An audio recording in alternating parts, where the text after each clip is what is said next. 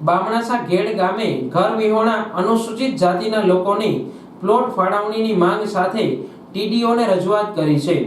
કેશોદના બામણાસા ઘેડ ગામે રહેતા અનુસૂચિત જાતિના ઘર વિહોણા પરિવારો દ્વારા સરકારના વિના મૂલ્યે 100 વારના પ્લોટની ફાળવણી યોજના અંતર્ગત લાંબા સમયથી પ્લોટ ફાળવવામાં આવે તેવી માંગ કરવામાં આવી રહી છે।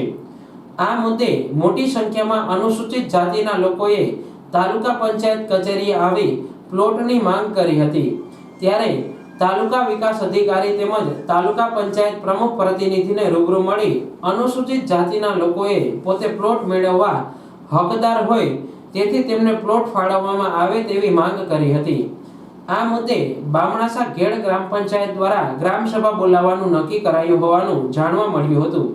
ત્યારબાદ જ ગ્રામ પંચાયત દ્વારા આગળ શું નિર્ણય કરવો તે અંગે કાર્યવાહી કરવામાં આવે તેવી વિગતો મળી રહી છે। મારું નામ વિજયભાઈ છે અને અમે અનુસૂચિત જાતિ બામણાસા ઘેડ ગામેથી તાલુકા પંચાયત કેશોદ મુકામે દલિત સમાજની જે માંગણીઓ છે, વર્ષોથી જે અમે મકાન વિહોણા અને પ્લોટ વિહોણા છે એ લોકો માટે પ્લોટની મૌખિક માંગણી કરવા માટે આવ્યા છે ને અમારી માંગણી જે છે એ પ્રમુખ શ્રી તાલુકા પંચાયત ભનુભાઈ ઓડદરા સમક્ષ અને ટીડીઓ સાહેબ સમક્ષ રજૂ કરી છે।